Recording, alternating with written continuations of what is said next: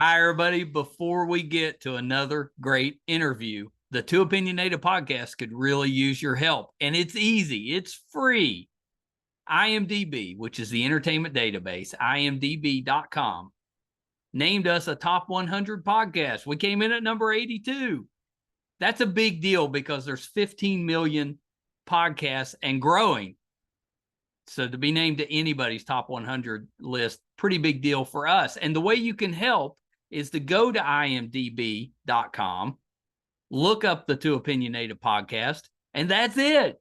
Just bringing our page up. That traffic really helps us out. Our YouTube channel is MeisterCon Pod. All we ask is that you subscribe. It's also free, but that really helps us to attract these amazing guests that we keep bringing on the program. And that's it. 2 easy ways for you to support us, and we would really appreciate the help.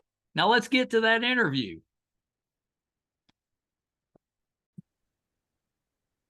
Hi, everybody. Welcome to another edition of Two Opinionated. I'm so excited today.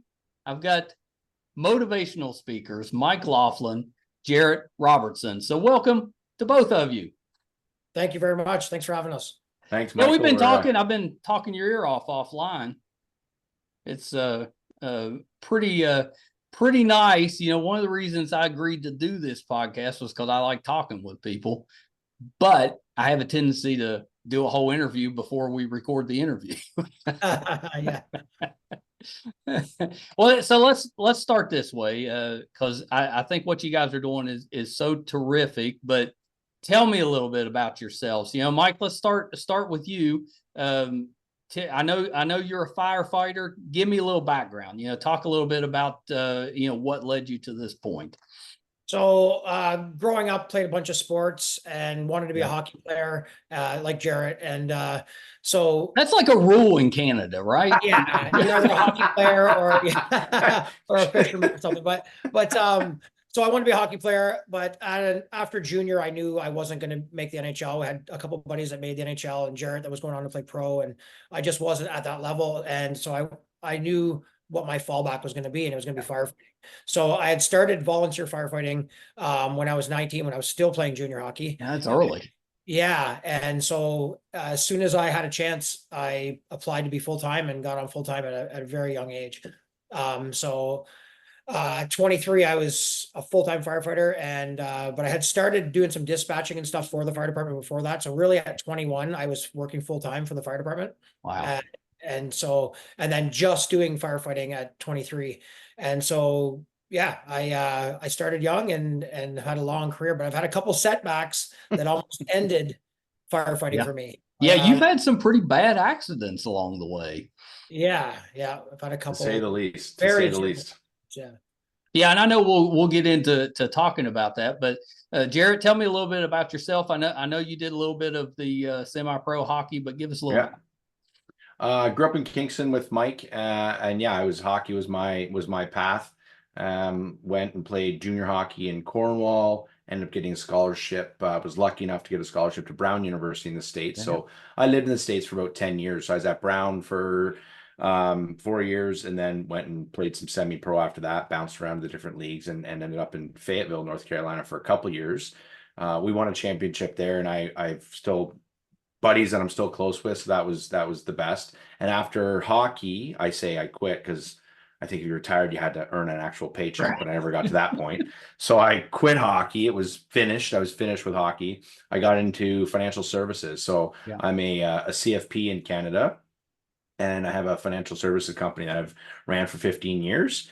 And I've written a couple books to this point, and my first book, called Make It a Great Day, helped evolve to where we are today, and we can get more into that. But and I've got an amazing wife. We've been together for 18 years. You know, it's been a while when you got to think about it. It's just because it's true. I know we always say, how do you not know? I'm like, well, we got together, but we've been married. We just had our 10th anniversary, and we have 2 young kids, 9 and 7, who are right into hockey. As they're supposed to be, because they're from Canada. Raising them right. That's it. So yeah, I mean, that's where we're at. I'm 43 now, and Mike and I have been super close for 30 years, over 30 years. That's awesome. And live. Well, so does Brown University, do they recruit just straight athletes, or do you also have to be, intelligent enough to be admitted into Brown? Yeah, there's definitely, I will openly say this.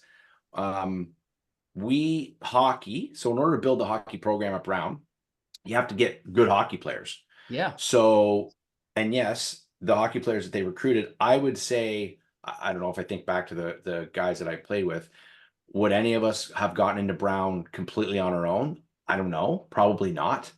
Because it's not just your academics. There's so much more that goes into the application. But with that being said, if you are good enough to be on the hockey team or they want to recruit you, then you also had to have a level of academic background, intelligence, whatever you want to look at. You still got to go to class. Yeah, to go with it. So I would say, because I remember having conversations with some of my friends. They said, "How did your interviews go?" I go, "What interviews did you? What interviews?" I go, "My coach recruited me, said we want you," and I signed a piece of paper, and you got in, sort of thing. So there's yes, you got to have some academic background, but hockey helped, of course. Yeah, of course. So you're wearing your U60 shirts, which I think is Untapped 60, right? So tell me a little bit about that. How did this come about? What does that mean? Talk a little bit about it. Yeah. So the Untapped 60 part came about.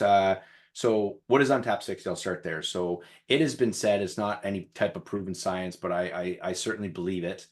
Maybe it will get proven one day. I'm not sure this is something we want to prove, but when you're at your absolute worst, you're down and out financially, physically, mentally, emotionally, spiritually, when you are, this is it, I got nothing left. Right.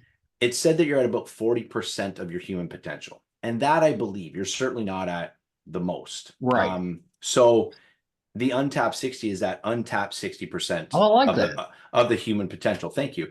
And we see it in life-saving situations. A mom who can lift a car off of a baby. Mike, we just told a story the other day about a woman who walked into a fire and wrapped her arms around a baby and carried the baby out. The baby is unscathed. She's burnt. But she was able to do that. So there's some cool stories that way. And Mike's story, once we get into it, is exactly that. Having to choose life over death and going, you know what? I got something in me to choose to live and fight and all that stuff. Right. So that Untapped 60 is looking at how do we tap into the human potential that's within us all without having to become an amputee, get burnt to death, right? Accident, yeah, have something traumatic There's happen. just more in us, and what are the little things we can do? And that's where Make It a Great Day came into play. Is what are the little things we do every day, Mike, that allow us to feel awesome, so that we can help other people and help ourselves. And there's so many little tools and I don't want to say tricks and tips, but things we don't recognize and we don't celebrate on a daily basis, that like, this is the stuff that can help you. So it's the untapped 60% potential within us all. Yeah, I love that. That's you always hear we only use 10% of our brain, or whatever that is, and yeah, we've got all this potential, and athletes tend to maybe get a little extra, which is why they're as good as they are at their sports. They're getting something that most of us aren't able to access, or for whatever reason. So I love the angle that you're taking. I think that could really help, because I do believe that it's not always the big things. It's usually the details, the smaller things that you do, and the just like if you decide you've never worked out, but you decide you're going to start going to the gym. That's a difficult decision sometimes. And, just taking that step to go to the gym the first time and just getting inside. You haven't done anything yet, but that's a little step. And you can kind of get, is that the type of stuff you're talking? Yes. And this should be absolutely rewarded. I watched this thing the other day, two quick side stories. I watched this little presentation the other day. The guy said, I went to the gym and someone called me, said, I'm at the gym. He sat in the parking lot at the gym, and he didn't go into the gym. But when his friend said, where are you? He's like, I'm at the gym. He was. And then he would go into the gym and he would just walk around the gym. He didn't work out, but he would walk around. And then he, went on the treadmill and then built, because he didn't right? He wasn't sitting on the couch doing nothing. He was at the gym. That's right. So those little things like that, I want to look at someone and say, hey, good job. I'm a big fan of, that they say the January to March when the New Year's resolutions and the gyms are packed. Sure, it's a little bit. It's a little crowded. It's crowded. Sure, I get in there. You can't get a machine. I get it. But I certainly, and I don't run around the gym saying high five to everyone, but I think, you know what? Good for you. You're here. You're not on the couch. You're here. This is good. Right. But so many people, you're only going to be here for 2 months. Get out of here. Like, why don't you go help them? Why don't you go say, hey, here's how you do bench press, or here. Maybe they'll stay a little longer. Maybe they'll stay a little longer. Right. So, and then this last one's really cool. Dwayne Wade from the Miami Heat played with LeBron James. I loved this story. This was super cool. Dwayne was just talking about how different LeBron is. I'm like, this is probably everywhere, but he would, when he was injured, so he'd roll his ankle or something like that. Dwayne Wade was saying trainers would look at him, hey, you're injured. He goes, no, I'm not. They'd say, well, you twist your ankle. No, I didn't. I didn't twist my ankle. I'm not injured. And he's saying this is why his mentality is still playing at 40 years old, because he's like, I'm not hurt. I didn't lose. I'm not injured. Mind and that's over a matter. whole 100%. Yeah. Little tiny things where, you tell yourself, and then you physiologically change in your brain or in your body, and you can do better things. You can do more. Yeah. I love that. And you hear stories about people doing that.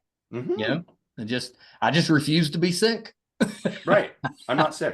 Get up and walk. I'm not sick. Or some of us, might get a little cold and turn it into, something terrible and be in bed for a week. Not pointing any fingers, but the man cold. Yeah. I watched my wife, and she travels a lot with work. She works for Live Nation. But she works at home quite a bit, and she works, and it doesn't matter if she's sick, miserable, whatever's going on. She's working. I am not like that. Yeah. I get the sniffles, and I'm like, oh, I'm out. It's like I'm in bed for the weekend. I'm out. Yeah. It's so true. My wife feels bad for me for a minute. She's like, come on, really? I'm like, I don't know. I'm sick. I can't breathe. She's like, you got a runny nose. You're fine. See, I'm the type of guy that I just can't listen to people say, oh, my knee's sore, I can't go to work, or, my back's a little sore, I can't go to work. Cause I'm in pain every day, and I just live with it now. And so when someone says something like that, I'm like, suck it up. Come on. It can't be that bad. Like, I've been sucking up for 8 years now. And so, like, I'm the opposite. I'm just like, just suck it up. I know that, which is that you're probably a lot like my wife. It just, nothing seems to slow her down.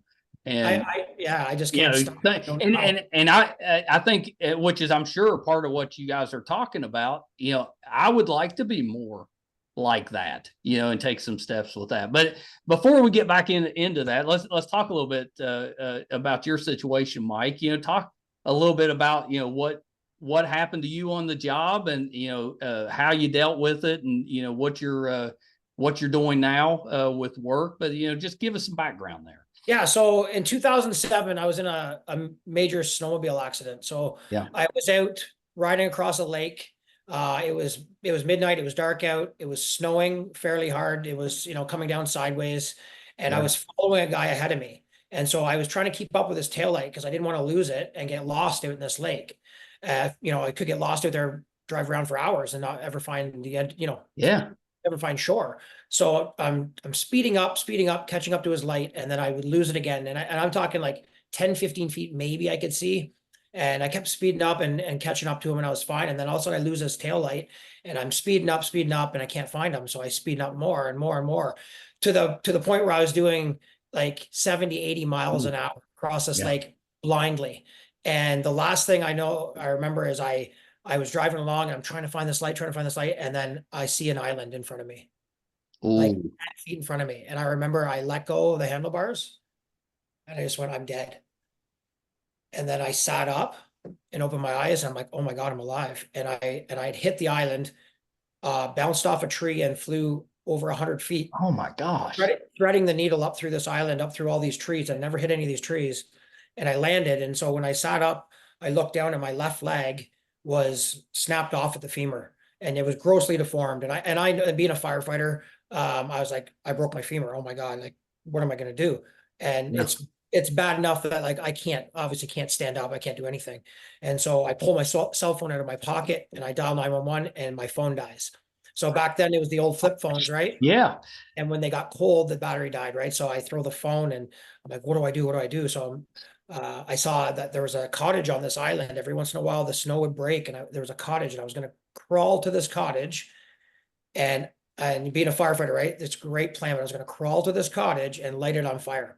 And then people would see from miles around and come out and save me Yeah. because I was here, right? So I was crawling and I laid down at about 5 minutes into the crawling and like literally crawling and then pulling my leg, crawling and pulling my leg. And I was in a 10 out of 10 pain. But at that point, you're just kind of numb, right? And you're just like, I got to fight. And I laid down and I was like, just die and get it over with. And things go through your head, and I was like, I can't do this. I'm supposed to be this tough firefighter, this tough hockey player. I can't go out like this. Everyone will think I'm a wuss, right? So I kept crawling.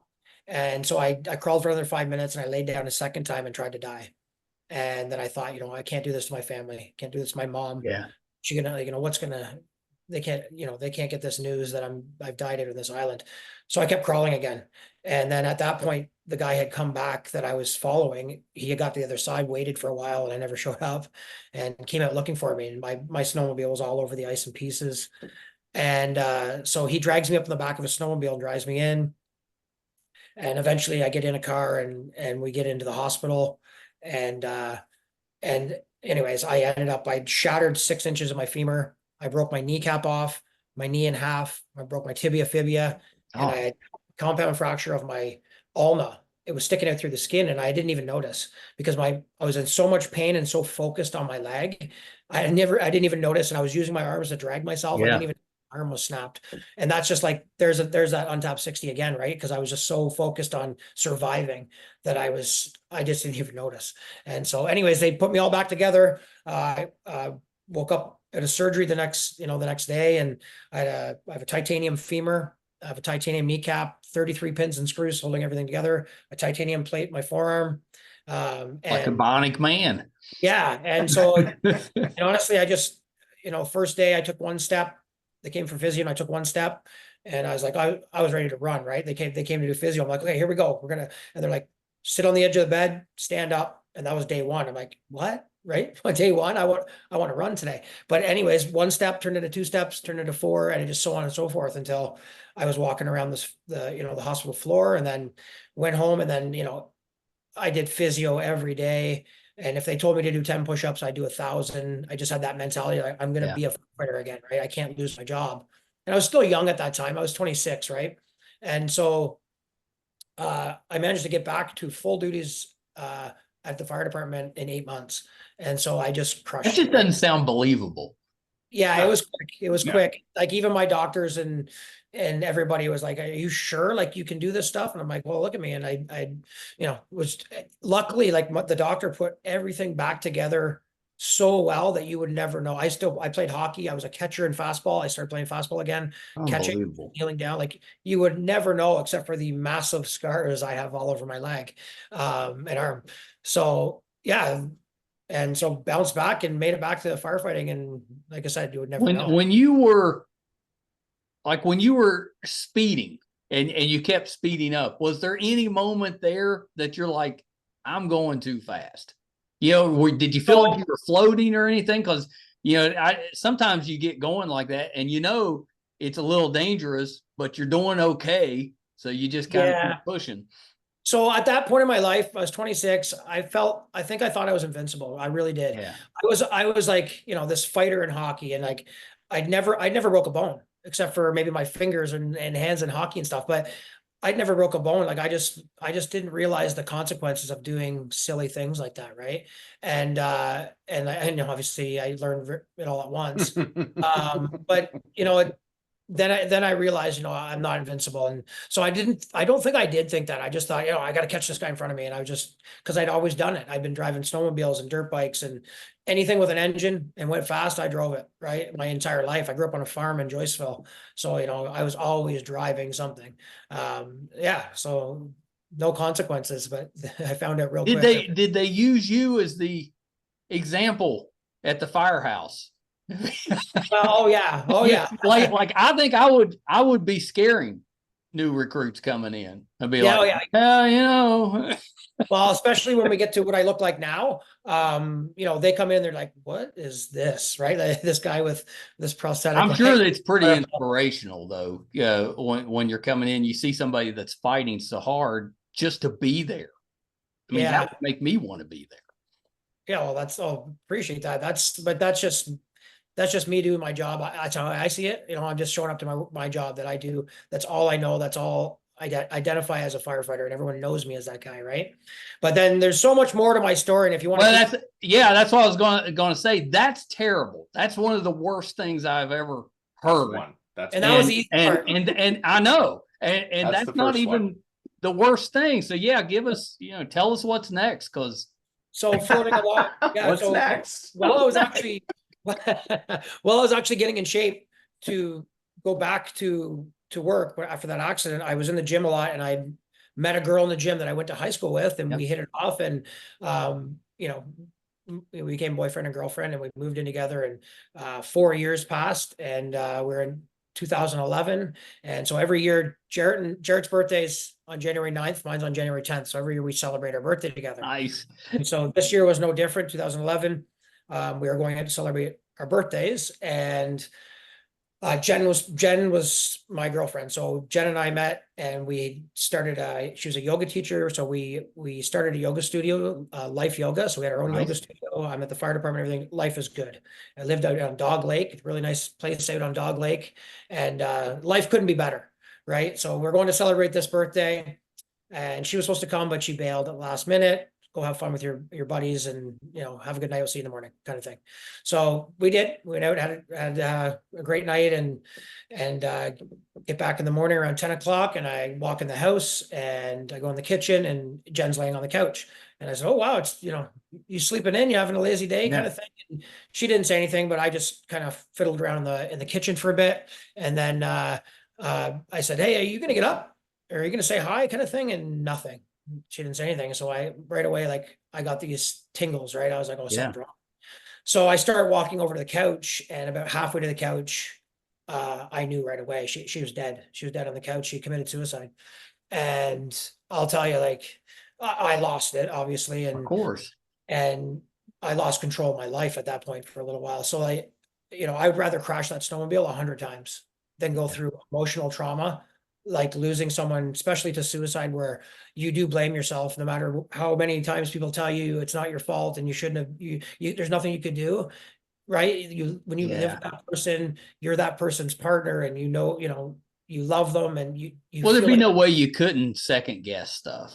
Right. And so I was really hard on myself. And so this is where another part of the story comes in, is so after my accident in 2007, I've been put on painkillers. And this is before the painkiller epidemic. Right. And this is when they were still handing them out like Tic Tacs. Yeah. And so I was literally given as many as I wanted, whenever I wanted them, for 2 or 3 years. Right. And then all of a sudden the doctor started being told, you can't be doing that anymore. And so my doctor cut me off. And so I found out very quickly, you can't just stop taking them. You get very, very sick. And so being a firefighter and being this upstanding, citizen of Kingston that everyone knows, I was like, I can't be sick and be known as a drug addict. So I started buying them illegally just to stay okay. Yeah. Just to feel okay. I think that happened to a lot of people. Yeah. And so, so my addiction story started not on purpose. No, I didn't try to do it. Wasn't something I wanted. I wasn't doing it for pleasure. It just happened. And so, buying them one day, I actually got arrested. So there, this was after Jen died, and like, talk about a hit to the ego, and be like, go from this, hero firefighter guy to you're basically just a piece of shit, and you're a drug addict, because that's what people think right away, right? Right. Anyway, so after Jen died, I went down this bad road, and I started using painkillers again, and heavily until luckily I have good friends and family, and they recognized it, and they knew, and they pointed it out. Like, they had a little intervention for me, and got me back on track. And so I went and got help and got off the painkillers and stuff. But what, for anybody struggling with addiction, it's real, and people don't always ask for it, right? It's just, I certainly didn't. And it was tough. It was very tough to go through that, on top of losing Jen, on top of probably still some PTSD from the snowmobile accident that I didn't deal with, because I was just being this macho guy the whole time, just getting back. And so all these things together, and then, when I got arrested, some depression. And so all these things just kept, it was just like, keep piling it on. Like, what's next? So right? much. Yeah. I don't know how long my back's going to break soon. Right. And so, like I said, luckily friends like Jarrett and people noticed. And so I got help, and life went on again. And so like got clean. The best part about getting, when I got arrested and stuff, is a couple weeks later, someone else has done something stupid, and they're the headlines now, and they got about me. And so, and no matter what happens in life, in a couple of weeks, you'll be secondhand news. So that's the only good thing about that. And so I was able to kind of just hide for a couple of years and just do my thing, put my nose to the grindstone, build my identity back, being a firefighter, being an athlete, and doing all that stuff. And so once again, climbed out of all these holes, and life was good again. But it was, it was a deep hole I was in. And then we're fast forwarding to 2016 now. And sorry, Jarrett, I got to keep talking here, but I like it. Started, but 2016, I'm out for a ride on my motorcycle. So like I said, drove anything with an engine. Yeah. And always had a motorcycle. As soon as I could have one, I have my motorcycle license, and drove a motorcycle. So I'm out for a ride, and I'm on a back windy road, ironically, just north of Lober Lake, probably 3 kilometers from where I actually hit that island, is this road that I'm on. And I'm driving down the road. It's 4 p.m. It's not dark. I'm doing like 60 kilometers an hour. And all of a sudden, in the corner of my eye, I see this flash, and a deer comes out of the ditch and runs right into the side of me.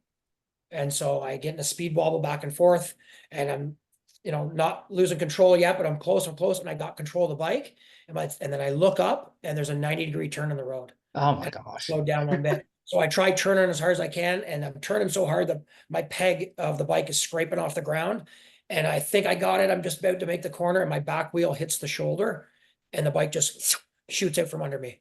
And so I remember it happening, and being a firefighter, I'm like, okay, I'm going down. I know I'm going down. Don't hit your head. You hit your head, you're going to die, or you're going to be brain down. Right. I've seen it so many times. So I tried to ride it out on my butt. So I bounced off the road on my butt a couple of times and slid into the ditch. And I remember sliding into the ditch and watching like my feet out in front of me and right into a rock. And I watched my right leg snap right off. Oh gosh. And I literally just watched it snap. And then it come to a stop, and the bike comes in, hits the rock, and lands right on top of me. And gosh. That is the worst 10-year story I've ever heard. Right? Yeah. You said it best, Mike, already, and I said it's unbelievable. People are like, oh, unbelievable. No, it's unbelievable. Like, it sounds like a movie.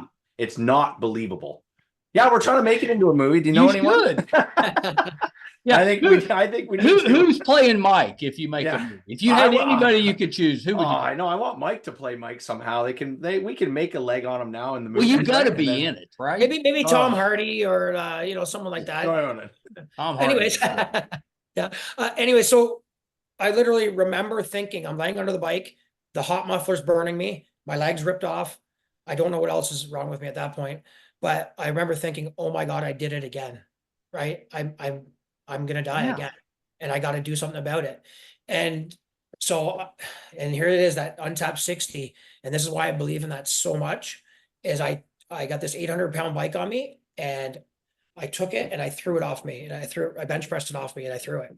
And that'll be more like crazy when you hear what all the injuries I had. So throw the bike off me. I look down, my legs dislocated at the knee, ripped off, holding on my skin. And I'm like, okay, what do I do? So I go right into firefighter mode, and I pull out my belt out of my pants and my jeans. I tourniquet my leg as best I can. And any, paramedics or firefighters that are listening will know that you're not going to make a perfect tourniquet out of a belt, but you can slow down the blood, right? If you get it tight enough. So I remember pulling so hard. And when I say I was in a 10 out of 10 pain, like if there's a 20 out of 10, it's where I'm at, to the point where I don't know how I didn't pass out or anything like that. I just, some people just don't, I guess. And so I get the tourniquet on, and I remember I'm like, where's my phone? And my phone was in my pants pocket. I'm trying to get my phone out. I was shaking, and I get the phone out, and I remember looking at the keypad and going, I might have one shot to dial this. I might have one shot before I pass out or before I die. So I got to make it count. I'm like dialing so I'm going to do 911. I'm like, no, I'm not doing 911 because there's a couple transfers when you dial 911, right? Yeah. They go, please fire ambulance, and they transfer you. I'm dialing right to my fire dispatch because I know them and I know they'll come save me. So I dialed the 7 digits, the full 7 digits, right? well, and 613 on there too. Oh, so 9 digits, or sorry, 10 digits. 10 digits. And I nailed it. And I remember like, oh my God, I got it. And I push send, and she answers on the other line. She's like, hey, Mike, how are you? Because it came out like Laughlin, right? Yeah. And I'm like, I'm dying in a ditch on North Shore Road. Come save me, right? I remember, like, you know, when you're a firefighter and there's a mayday, you got to tell them where you are first and who you are second, right? So I'm like, I'm on North Shore Road. It's Mike Lock. I'm dying in a ditch. And so she kept me on the line for 17 minutes. She actually won an award because she's not a 911 dispatcher trained to do that. Yeah. She's just a fire dispatcher, which dispatches trucks, but she knew enough. It's making me emotional, actually. Well, yeah, of course it is. She knew enough to keep me on the line because I could have been dying, right? And I was telling her to tell my family I love them. I'll never see them again. So that I love them and all that stuff. Anyway, so while I'm laying there, a car drove by and didn't see me. I was down in the ditch. So I was like, oh my goodness, I didn't see me. Like that could have been my one chance. Right. So I took off my helmet and I threw it up on the road, and I was grabbing motorcycle parts that were in the ditch and I was throwing them up on the road. And the next car that came along stopped. This one always gets me too. So the little old lady gets out of her car, and she walks over and she sees what's going on. And I figure, you know what, she's going to take a one look at this gory scene, right? Yeah. Turn around and like, I can't do this and leave. Who can handle that unless you're used to dealing with this stuff? But no, she comes down in the ditch, and she puts her arms around me and says, it's going to be okay. And it gets me every time because it gets me emotional hearing that. Because people just don't do that these days, right? People drive by accidents. They walk over top of people on the sidewalk. They don't help anymore. It's not my business. I don't want anything to do with it. I don't need to help them. And for her to help me at that time, it's what I needed. I needed someone to be with me. I was lonely, dying in a ditch. And she stopped and gave me that energy I needed to finish, to make it. And so it did. It gave me a lift, and I was like, okay, I'm going to do this. And I remember thinking the whole time, this whole time this is all going on, it was taking every last ounce of my human being to just keep from laying down and just giving up. And I remember fighting that thought over and over, just being like, hey, make it 10 more seconds, make it 10 more seconds, right? And these little milestones. And then all of a sudden I heard sirens. And the sirens are coming, and I'm like, oh my God, I might make it. I might do this. And then the trucks show up, and the first firefighter on scene was someone I knew, and I knew I was in good hands. And I kind of at that point, I kind of let go, and I was like, they got me. And I remember just being like bouncing around, and they're cutting my clothes off, and they're doing all the stuff that I do to people, right? And I get in the ambulance, and the chief jumped in the ambulance with me, and held my hand the whole way in. And so we get to the hospital. And so on the way to the hospital, Mike, they pump me full of drugs, and it's not doing anything. And the paramedic's like, listen, man, I've given you like as much as we can give you. Yeah. I don't know how this isn't working. I'm like, yeah, I kind of know how. Because of my past addiction, my receptors, they just wouldn't have it, right? And it wasn't touching the pain.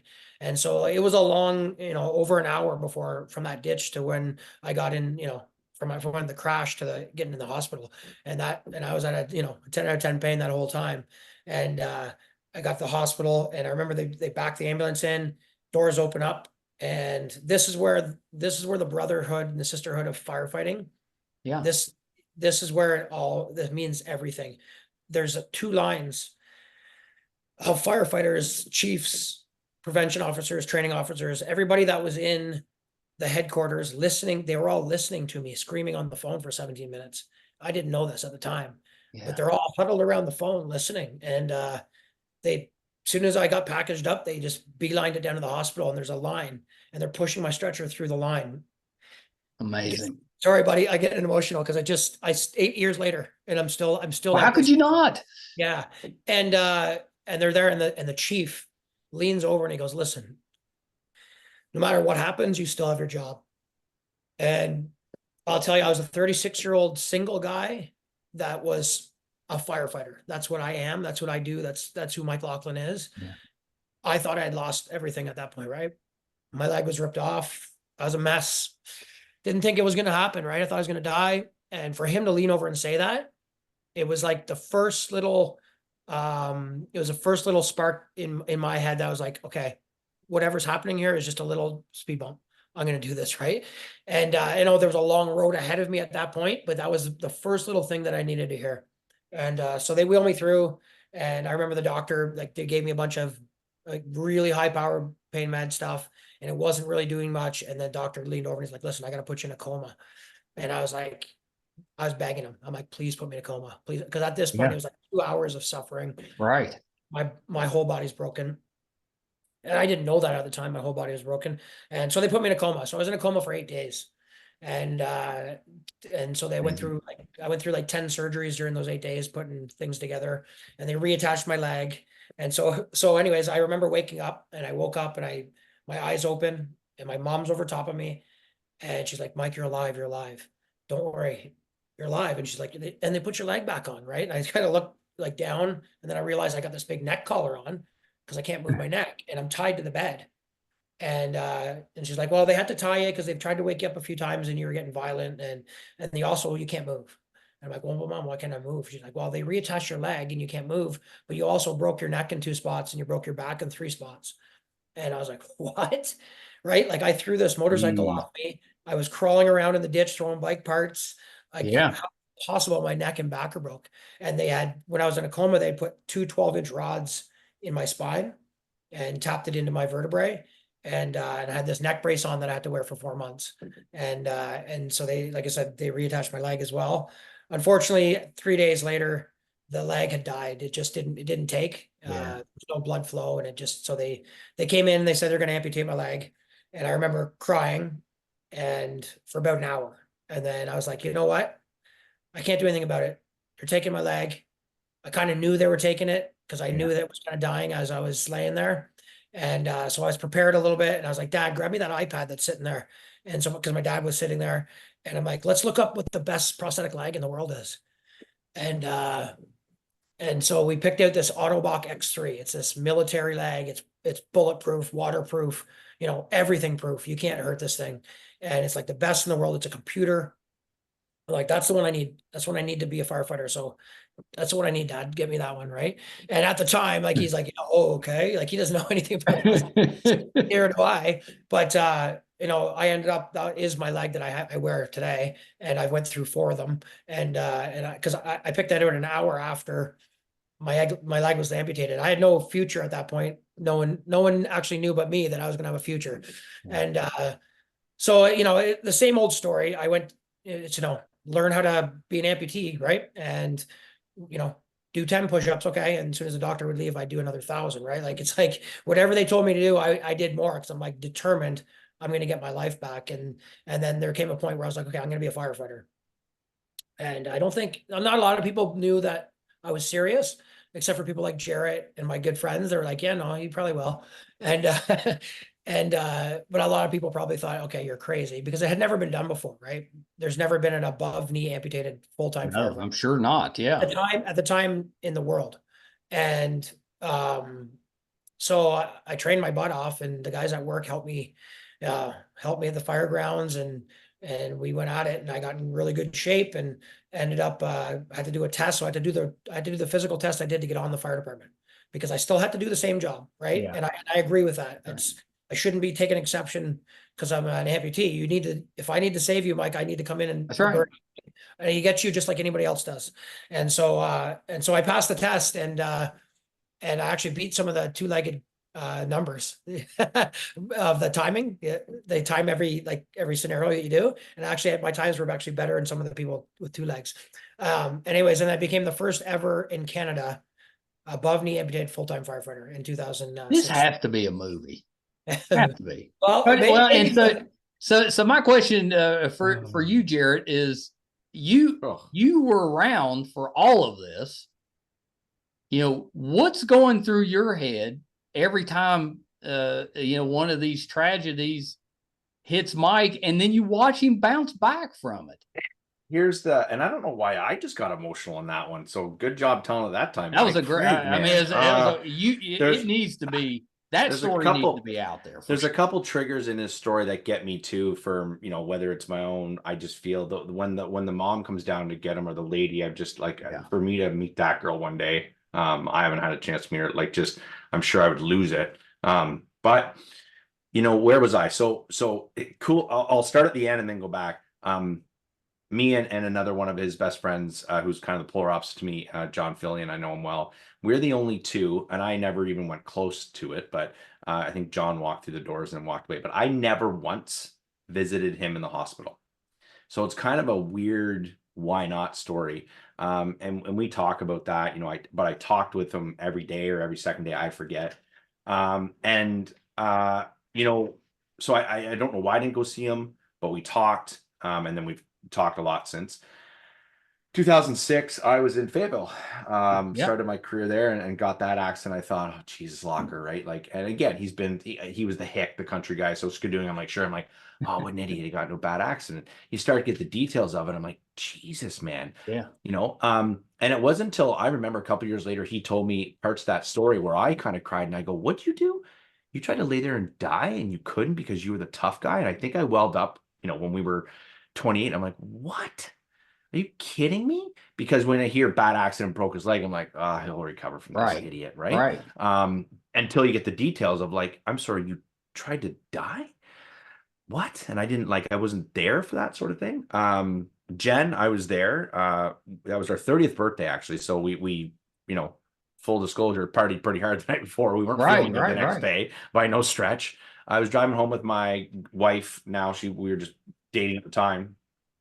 She was driving. I think I was in the driver's seat, just kind of doing one of these, and he called me and said, Jen died. And I go, what are you talking about?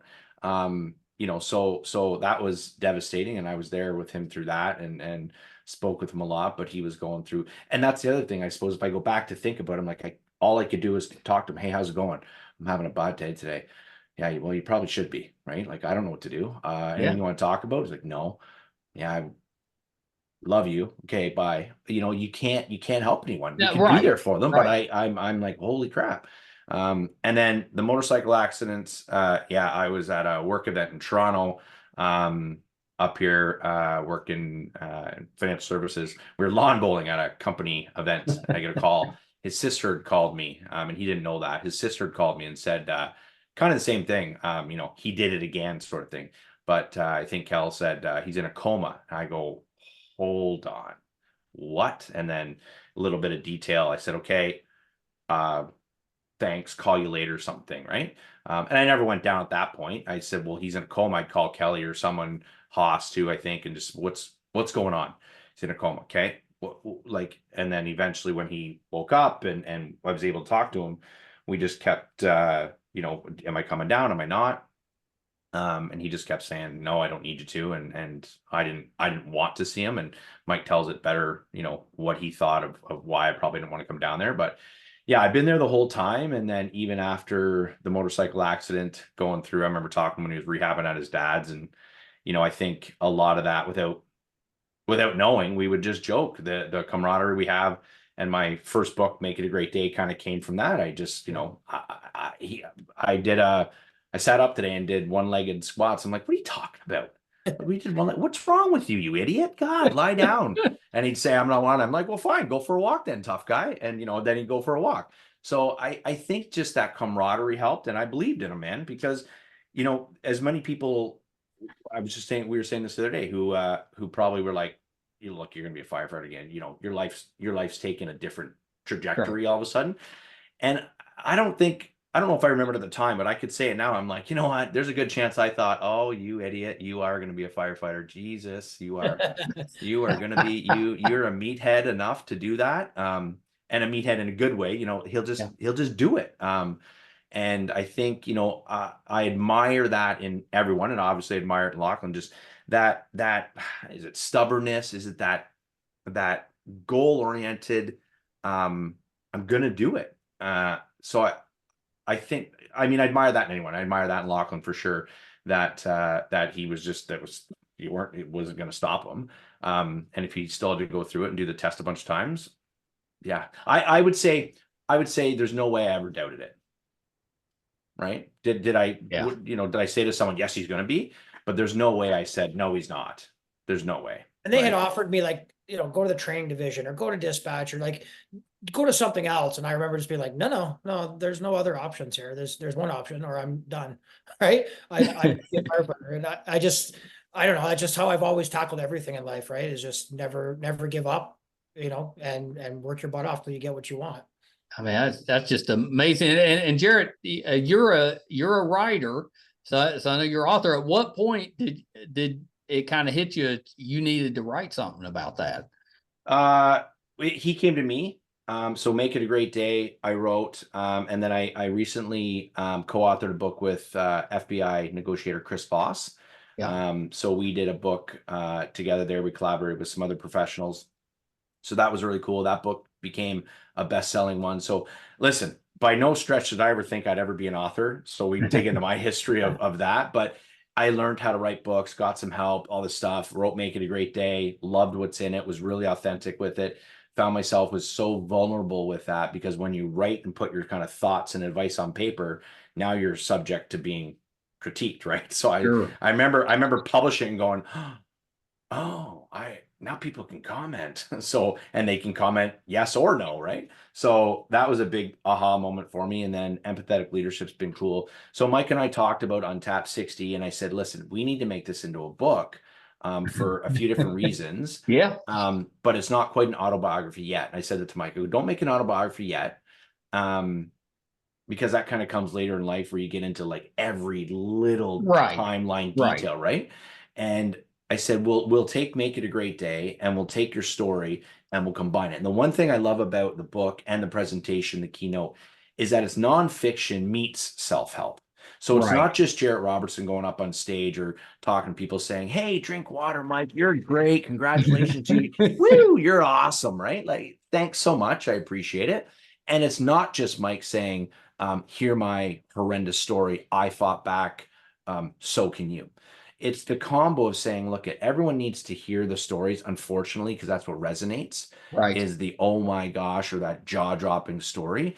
And then, okay, got the story, but how'd you do it? Well, never, pushed past his limits, talked to me, met with the right people, quit doing this, recognized that, read about this, made a decision, things like that. So the littlest things, to your point, we talked about earlier, that you can do that can help you along the way. So we brought it together. And I'll tell you, the book itself, when we were writing it, I said to Locker, I said, my suggestion, let's not write the book how we talk. Because when we go on stage, we're really candid. We've talked about when he presents, I go, don't change.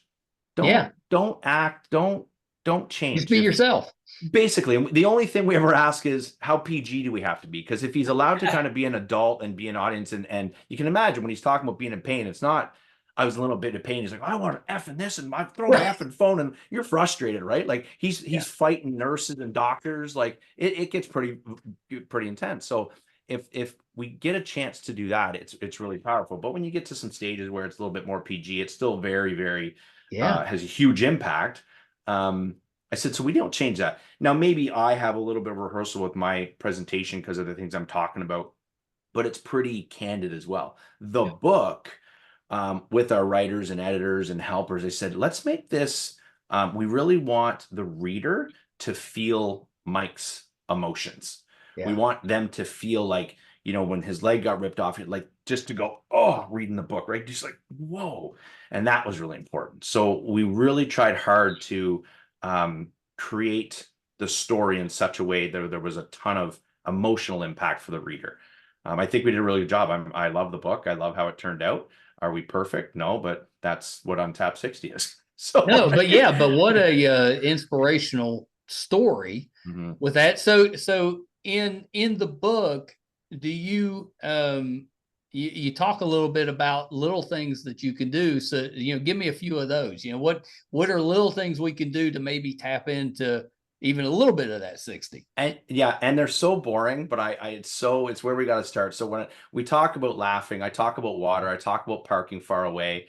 And I really get into, why drink water, and people go, oh boy, this is not rocket science. I'm like, I understand. Do you drink enough water? Yeah. Well, I mean, there's water in beer. I'm like, oh, here we go, right? Vodka's, man. I'm like, here we go. So it's just, when I learned some stuff, I go, man, oh man, like, if you knew this, here's some things about water. And there's hundreds and hundreds of reasons why I drink water, but here's some 4 or 5 cool facts. People go, huh, right? Laughing. I talk about make yourself laugh in a day. And this is a bit of the transition in the presentation, and not in the book, but more the presentation is, making yourself laugh. And we get people laughing, and it feels so good to laugh. It always feels good to laugh. Yeah. And here are the reasons why laughing is so good chemically for you, things that happen in your body. So when you're having on your way to the gym, going to a meeting, before a podcast, make yourself laugh. And people are like, why? I'm like, because you'll literally walk up to the door and come on camera, and I'll be like this. I'm like, and Mike will say, geez, you're in a good mood. I'm like, well, I guess I am, right? It happens inside your body that you project a bit of happiness, and that's contagious. And then can you imagine what you do when you walk in the door? And this has been said to me, so I guess it's not me giving my own tap, but you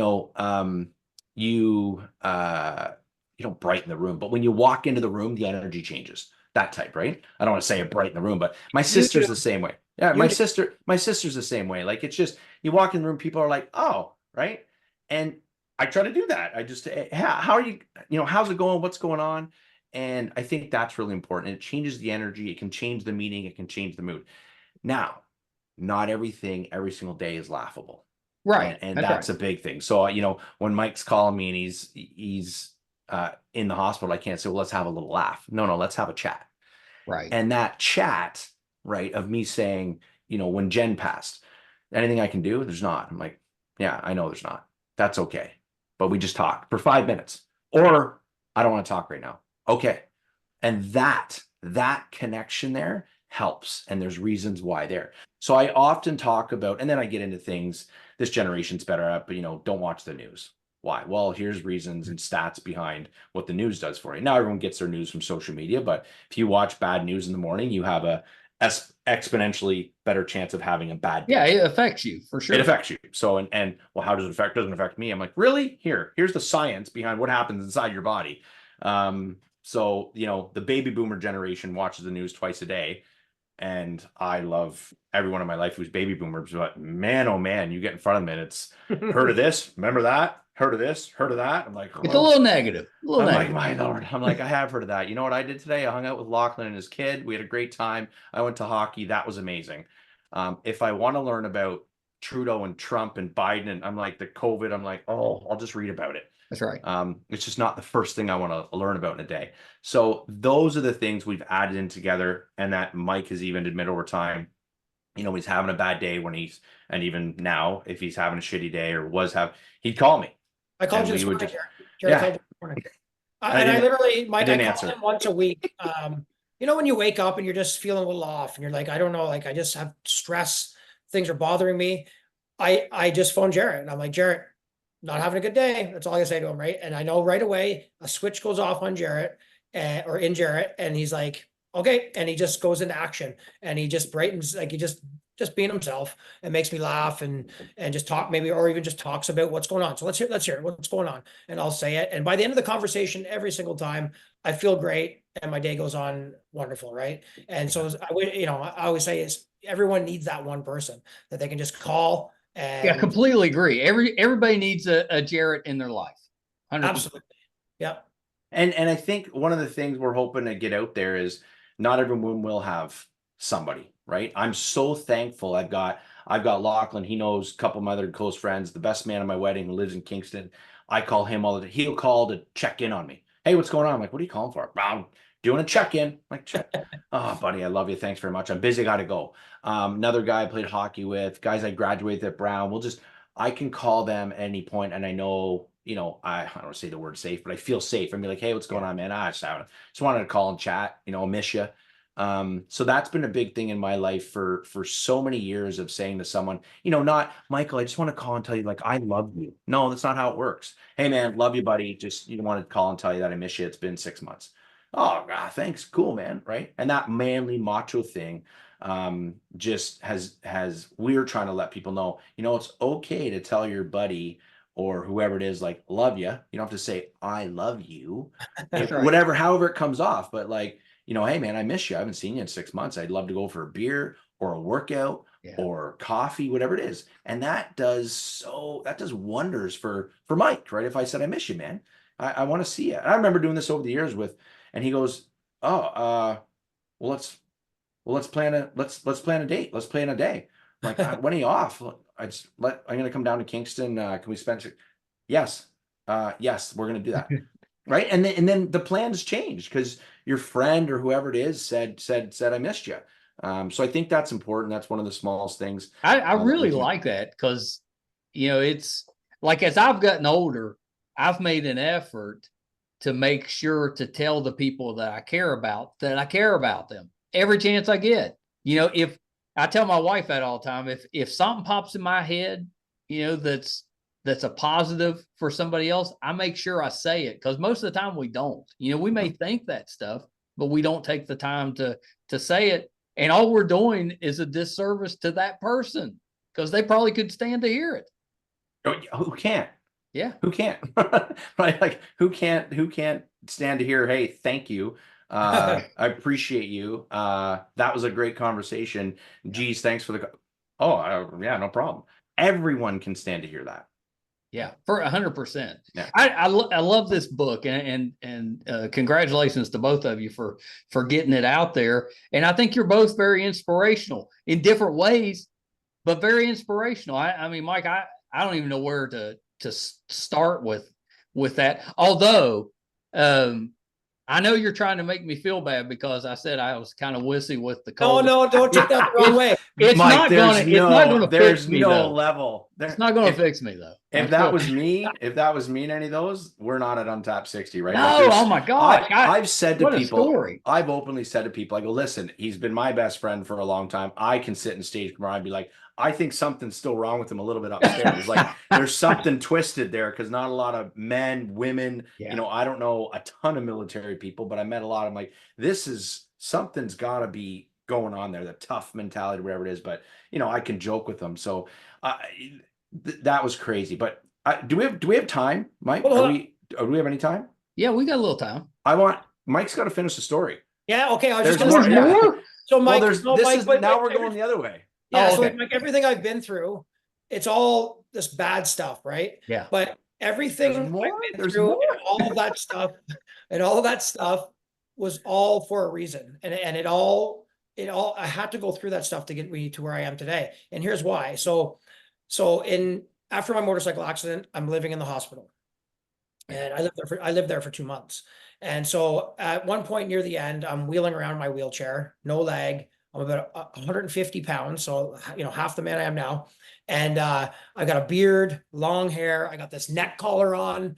I got no shirt on. I look like Joe Dirt in a wheelchair, right? And so I'm wheeling around the hospital, and I was a single guy, right, when I had this accident. So I'm checking out nurses. I'm looking for hot nurses. And so this is some of my favorite, because I'm like, you creep. You totally were thinking you still look good, for sure.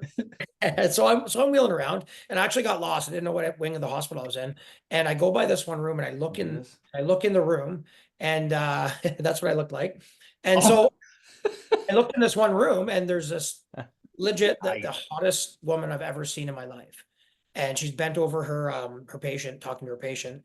And I stopped the wheelchair, like put the brakes on, stopped, and she heard me and turned around, caught me. So I wheel in the room and just start making small talk and pretended I meant to do it, kind of thing, and stayed in there for about 10 minutes. And and honestly, as soon as I saw her, I was like, oh my God, it's the most beautiful woman I've ever seen. So, so I left. Eventually made my way back to my room, and right away I got on my computer and I looked up her name on Facebook. I creeped her, right? And I friended her and said, nice to meet you. And eventually she said, nice to meet you too. And that was kind of it, right? So time goes by, and I got a lag and start working out and started looking more like I do now. And I messaged her and said, "Do you want to go on a date?" Just like it might have been like just a shot in the dark, right? This And is I the figured, you know craziness. what, This I'd is take the a chance. craziness of this guy. And Sure.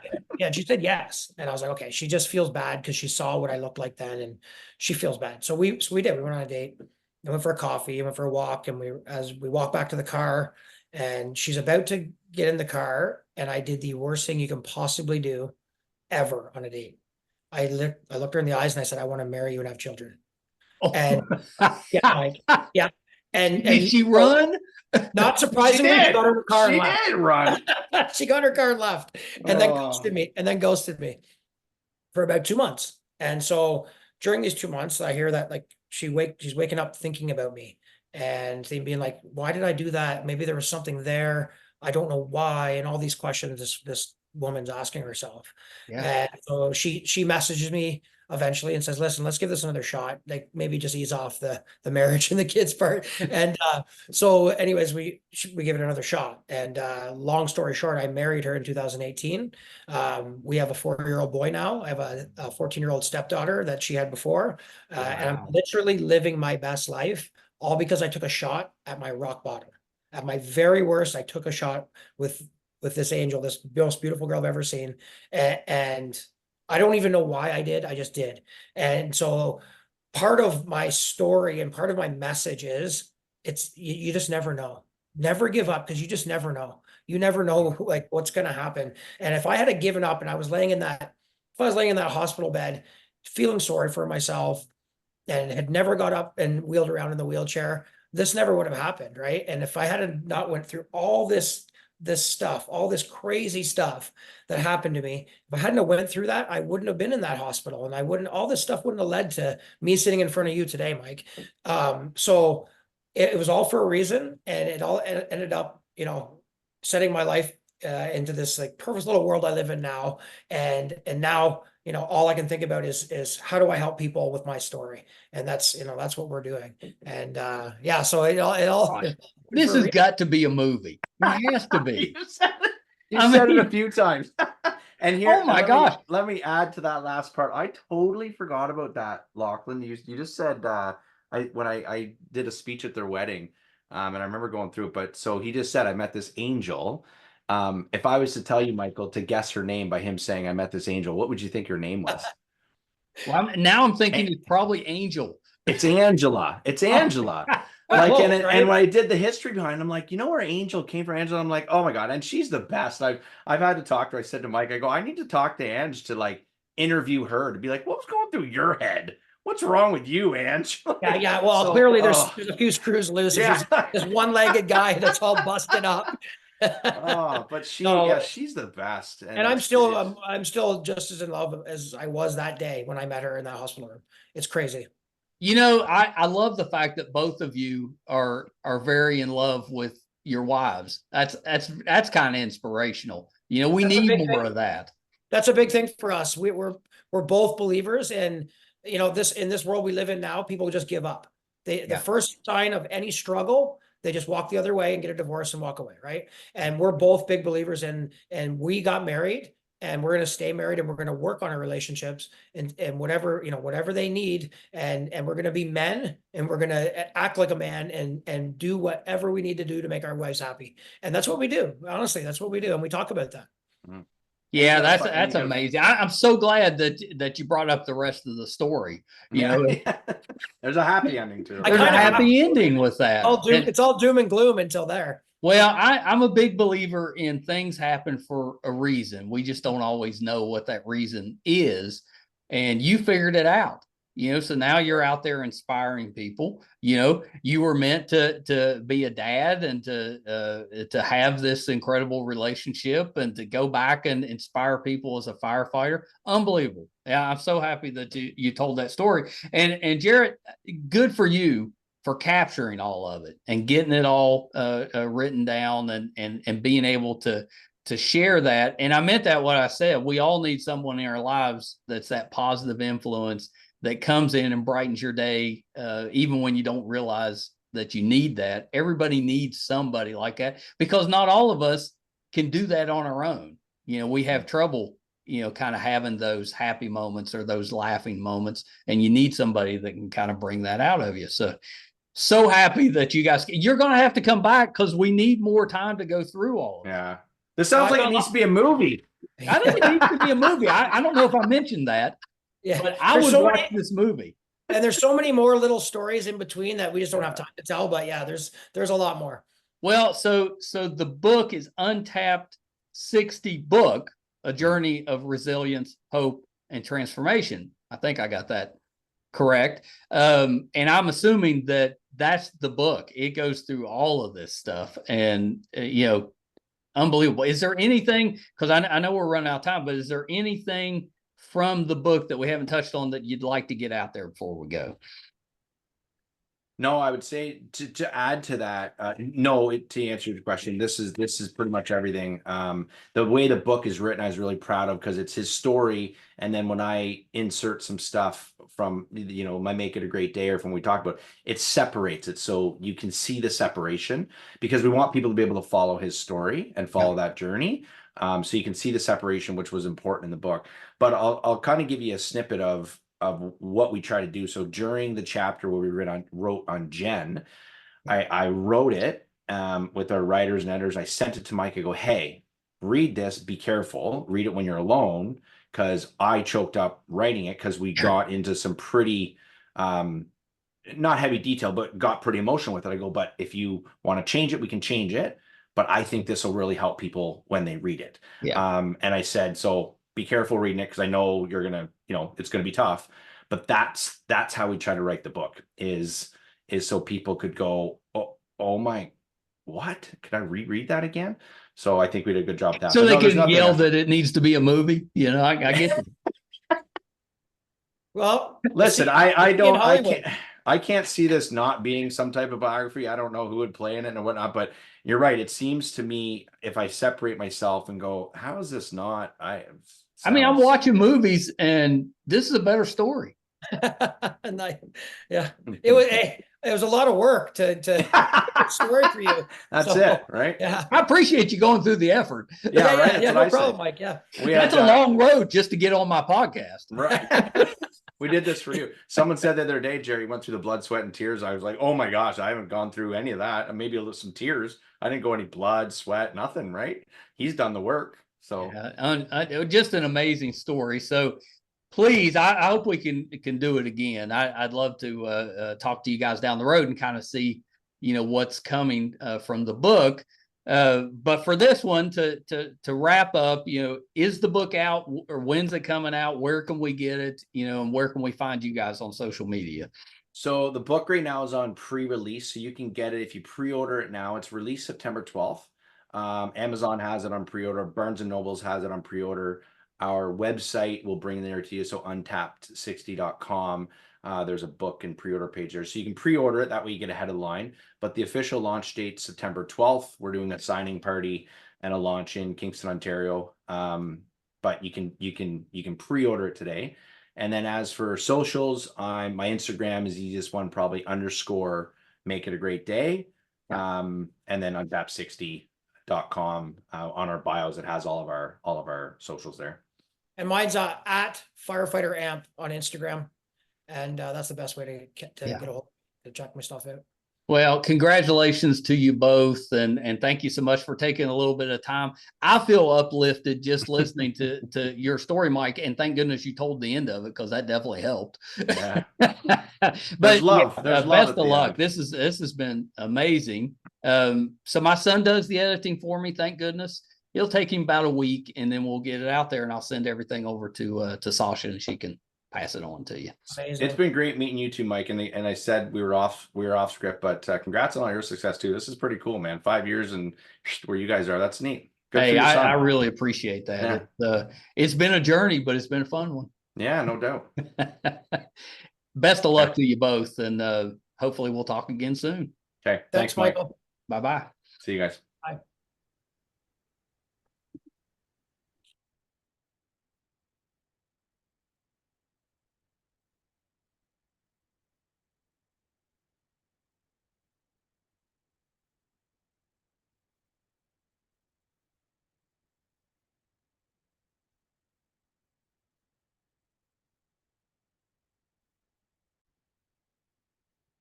forgot to hit pause there, so we'll need Brett's gonna have a little bit of editing to do.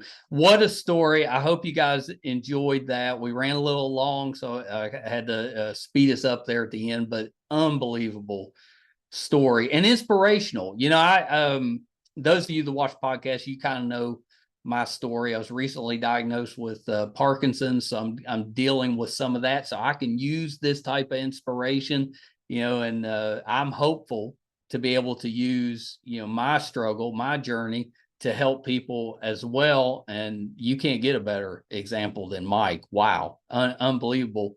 You know, I had a car wreck 10 years ago. It's the first time I'd ever had any broken bones. You know, I broke my back, broke my both kneecaps, tore all the ligaments in my feet, you know, broke my ankles, broke all the knuckles in my hand, the orbital bone in my eye, my ribs.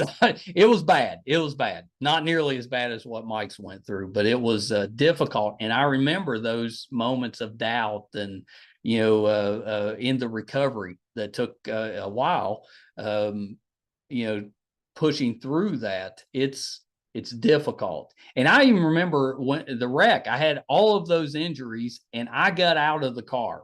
You know, I had to have somebody help me open the door. I couldn't get out. It was smashed in, but I walked out of the car and, you know, I still don't know how I was able to do that because everything from the waist down was pretty much broke or torn. But I walked out of the car, and that's exactly what they're talking about. That's that untapped 60 that it's in there. We just have to figure out how to reach it. Love the book. Hope you'll support both of them and give it a read. And I'll give you one more quick story. You know, we've got a family member, toughest guy I know, had a massive stroke, and the doctors told us he wasn't going to make it. We need to just let him go. You know, his entire left side was not going to come back. He was not going to recover. Within a week, he was running up and down the halls and starting to talk. Unbelievable. He's out of the hospital now. He's still recovering, but has made so much progress. He wasn't even supposed to be here. It amazes me, but does not surprise me, the mental capacity that we have and the ability that we have that's there. It's unbelievable. I love the idea behind the book. I know I'm going to get my copy and read it. We'll be hearing more from Mike and Jarrett. Just unbelievable. Hope you guys enjoyed that. Our YouTube channel is MeisterCon Pod. Please subscribe. Really helps us out. It's free. Our website's meistercon.com. We put out episode number 833. Can't believe it, but it's they're all on the website, audio and video versions. So please check both of those out. Till next time. Bye, everybody.